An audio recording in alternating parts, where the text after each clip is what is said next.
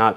இப்ப பசு எப்படி வந்து மாட்டுத் தொழுவத்துல தூங்கக்கூடிய நேரம், படுத்து ஓய்வெடுக்கக்கூடிய நேரம் என்பது 7 மணிக்கு மேல தான். ஸோ அதுதான் மகாலட்சுமி. ஸோ பசுவினுடைய குணத்தை வைத்து நம் லட்சுமியினுடைய வருகையும் முடிவு செய்து கொள்ளலாம். ஆகையினால் 7 மணிக்கு மேல் அனைவரும் உண்ட பின் கண்டிப்பா வந்து சாப்பாடை வந்து ஃபுல்லா க்ளீன் பண்ணிட்டு வெறும் பாத்திரத்தை வைத்து மூடக்கூடாது சமையலறையில.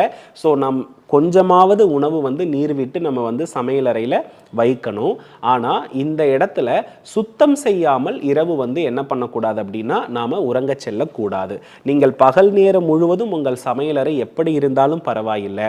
ஆனா இரவு தூங்குவதற்கு முன்பு உங்களுடைய பாத்திரம் கிளீன் செய்யப்பட்டிருக்கிறதா, அடுப்பு சுத்தம் செய்யப்பட்டிருக்கிறதா, அதே போல அந்த தானியங்கள் எல்லாம் சரியாக மீண்டும் அடுக்கி வைக்கப்பட்டிருக்கிறதா என்பதை பார்த்துவிட்டு அதை தூய்மைப்படுத்தி விட்டு தூபம் போட்டுட்டு அல்லது ஏதாவது ஒரு வாசனை தன்மை உள்ள ஒரு ஊதுவத்தி ஸ்டிக் ஏற்றி வச்சுட்டு நீங்கள் உறங்கச் சென்றால் உங்களுடைய உறக்கமும் இனிமையானதாக இருக்கும்.